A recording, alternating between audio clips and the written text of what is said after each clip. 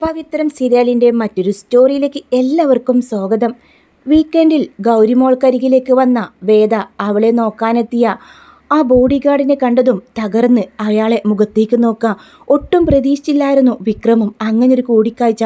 വേദ എവിടെയോ ഉണ്ട്, പക്ഷേ ഒരിക്കലും ഒരു കുഞ്ഞിൻ്റെ അമ്മയായി മറ്റൊരാളുടെ ഭാര്യയായിട്ട് എവിടെയോ ജീവിക്കുന്നുണ്ടെന്ന് അവൻക്ക് ഉൾക്കൊള്ളാൻ കൂടെ ഒരുപാട് ടൈം എടുത്തു.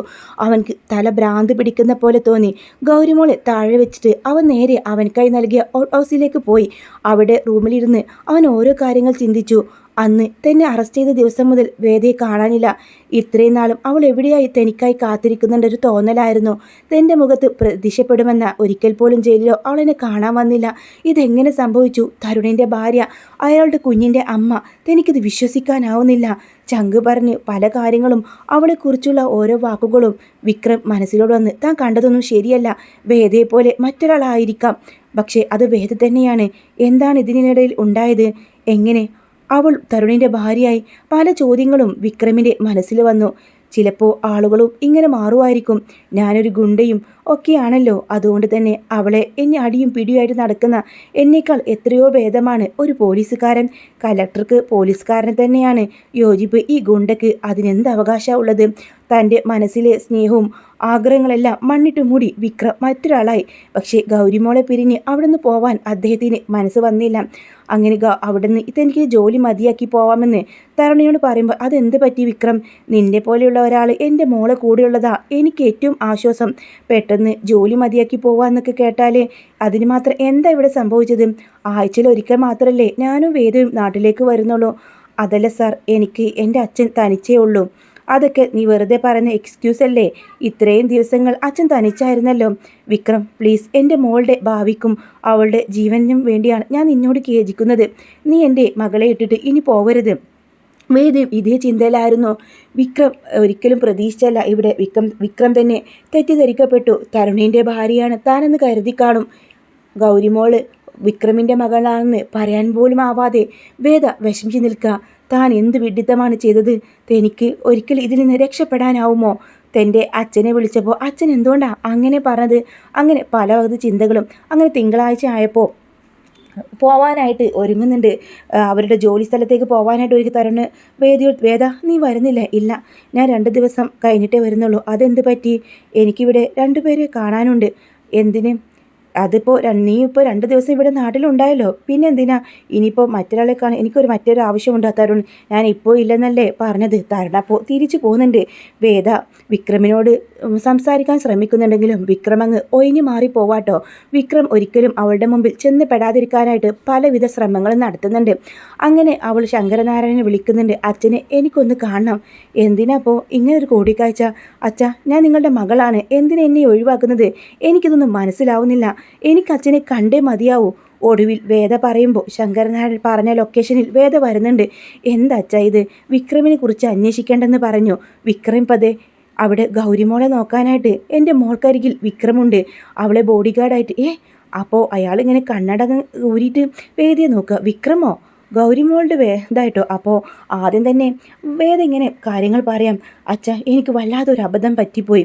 അച്ഛൻ എന്തിനാ വിക്രമിൻ്റെ പിന്നാലെ വരേണ്ടെന്ന് പറഞ്ഞു? വിക്രം വേറൊരു വിവാഹം കഴിച്ചോ എന്ന് ചോദിക്കുക. അതുകൊണ്ടല്ല, നിനക്കൊരു കുടുംബമില്ലേ? നീ എന്തിനാ അവൻ്റെ കാര്യങ്ങൾ അന്വേഷിക്കുന്നത്? നീ ഇപ്പോൾ തരുണിൻ്റെ ഭാര്യയാണ്, ഗൗരിമോളുടെ അമ്മയാണ്. പിന്നെപ്പോൾ വെറുതെ ആ ചെറുപ്പക്കാരൻ്റെ ജീവിതം കൂടി നശിപ്പിക്കണോ വേദ? എന്ത്? ഞാൻ തരുണിൻ്റെ ഭാര്യയാണെന്നോ? ആരച്ഛനോട് ഇതൊക്കെ പറഞ്ഞത്? ആ സമയം ശങ്കരനാരായണൻ തൻ്റെ ഫോണിലൂടെ വന്ന ആ ഒരു ശബ്ദം തിരിച്ചറിയുകയും ശങ്കരനാരായണൻ വേദനയോട് പറയാണ്, ഞാൻ നിന്നെ വിളിച്ചിരുന്നു. ആ സമയത്ത് ഒരു സ്ത്രീയാണ് ഫോൺ എടുത്തത്.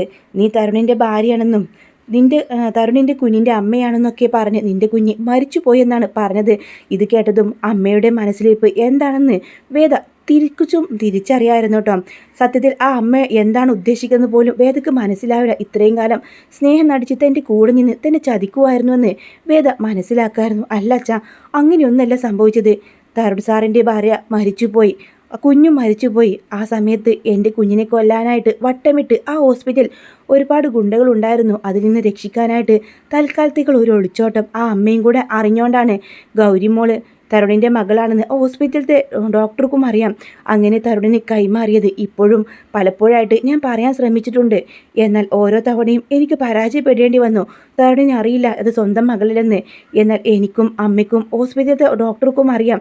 റെക്കോർഡിലെല്ലാം തരുണിൻ്റെ മകൾ തന്നെയാണ് ഗൗരി മോള്. ഇത് വല്ലാത്ത കുടുക്കായല്ലോ മോളെ. അത് എൻ്റെയും വിക്രമിൻ്റെയും മകളാണ് ഗൗരി.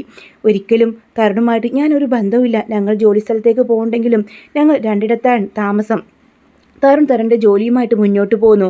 അതുപോലെ ഞാൻ എൻ്റെ ജോലിയായിട്ട് മുന്നോട്ട് പോകുന്നു. മകളുടെ ജീവന് ഭീഷണി ഉണ്ടെന്ന് കരുതിക്കൊണ്ട ഒരു ഭയം കൊണ്ട് മാത്രമാണ് വിക്രമിനെ ഒരു ബോഡി ഗാർഡായിട്ട് നിർത്തിയത്. വിക്രമും ഞാൻ തമ്മിലുള്ള ബന്ധം പോലും തരുണിന് അറിയില്ല. പതിയെ വൈകാതെ അമ്മ അത് മനസ്സിലാക്കും, അത് ഉറപ്പാണ്. മോളെ, നീ വല്ലാത്തൊരു ചതിയിലാണല്ലോ പെട്ടുപോയത്. അതെ, ചതിയല്ല. എൻ്റെ മകളെ രക്ഷിക്കാനായിട്ട് തനിക്ക് അന്നേരം അങ്ങനെ ഒരു വഴിയേ ഉണ്ടായിരുന്നുള്ളൂ. ഇപ്പോൾ മകനാകെ തകർന്നു പോകുമെന്ന് കരുതിക്കൊണ്ട് മകനൊരു കുടുംബമുണ്ടാക്കാൻ നടക്കാണ് അമ്മ. ഇതങ്ങനെ വെച്ച് പൊറിക്കില്ല. അമ്മ, ഗൗരിമോളെ എൻ്റെ മകളാണെന്ന് തെളിയിക്കാൻ എനിക്ക് പല വഴികളുണ്ട് അച്ഛ. അതൊരിക്കലും എൻ്റെ മോളെ ഞാൻ വിട്ടുകൊടുക്കില്ല. വിക്രമിൻ്റെ മുന്നിൽ മകളുമായിട്ട് വന്ന് നിൽക്കണമെന്നായിരുന്നു എൻ്റെ ആഗ്രഹം. പക്ഷേ വിക്രം എന്നെ ഒരുപാട് തെറ്റിദ്ധരിച്ചിട്ടുണ്ട്. തരുണിൻ്റെ ഭാര്യയാണ് ഞാൻ. അതുപോലെ തരുണിനെയും എനിക്കും ജനിച്ച കുഞ്ഞാണ് ഗൗരിമോൾ എന്ന് പോലും അവൻ കരുതി കാണുന്നത്. എനിക്കത് സഹിക്കാൻ വയ്യ. ഒരു കൊച്ചു കുട്ടിയെപ്പോലെ അച്ഛൻ്റെ നെഞ്ചിലേക്ക് വീണ് വേദ പൊട്ടിക്കരയുന്നുണ്ട്. അവളെ എങ്ങനെ ആശ്വസിപ്പിക്കണമെന്ന് അറിയാതെ ശങ്കരനാരായണനും ഒരു കുരുക്ക് കഴിഞ്ഞപ്പോൾ മറ്റൊരു കുരുക്കിലാണല്ലോ തൻ്റെ മകൾ പെട്ടുപോയത്. അങ്ങനെ ശങ്കരനാരായണൻ എന്തെങ്കിലും ഒരു വഴിയുണ്ടാവും, മോളെന്നെ വിളിക്കണം എന്ന് പറഞ്ഞുകൊണ്ട് അച്ഛൻ അവിടെ നിന്ന് പോവാണ്. വീട്ടിലേക്ക് വന്ന കരഞ്ഞു കലങ്ങിയ കണ്ണുമായി വന്ന വേദിയോട് ചോദിക്കുന്നുണ്ട് തരുണിൻ്റെ അമ്മ, എന്ത് പറ്റി മോളെ? എന്തിനാ നീ കരഞ്ഞത്? എല്ലാവരും കൂടെ ചേർന്ന് എന്നെ ചതിക്കുമായിരുന്നല്ലേ? നിങ്ങളെ ഞാൻ ഒരുപാട് വിശ്വസിച്ചു പോയി. നിങ്ങൾ എന്താ പറഞ്ഞത് എൻ്റെ അച്ഛൻ്റെ അടുത്ത്? എൻ്റെ മകൾ മരിച്ചുപോയെന്ന്. തരുണിൻ്റെ ഭാര്യയാണ് ഞാനെന്ന്, മകളൊത്ത് സന്തോഷത്തോടെ ജീവിക്കാണ്, പഴയ കാര്യങ്ങളൊന്നും ഓർമ്മപ്പെടുത്തരുതെന്ന്. എൻ്റെ ഗൗരിമോളുടെ അച്ഛൻ ആരാണെന്ന് നിങ്ങൾക്കറിയാമോ? ഇന്നലെ ഇവിടേക്ക് വന്ന ആ ബോഡി ഗാർഡ് ഉണ്ടല്ലോ, അത് ഗൗരിമോളുടെ അച്ഛനാ. എൻ്റെ വിക്രം ഒരിക്കലും ഒരു തെറ്റ് ചെയ്യില്ല. എൻ്റെ വിക്രമും എന്നെ ഒരുപാട് തെറ്റിദ്ധരിച്ചു കഴിഞ്ഞു. ഞാൻ തരുണിൻ്റെ ഭാര്യയാണെന്ന്, സ്വന്തം മകളെയാണ് അച്ഛൻ ബോഡി ഗാർഡായിട്ട് കൊണ്ട് നടക്കുന്നത്. അച്ഛനും മകളും കാണാൻ ഇങ്ങനെയെങ്കിലും ഒരു അവസരം ഉണ്ടാക്കിയ ദൈവത്തിന് പോലും നന്ദി.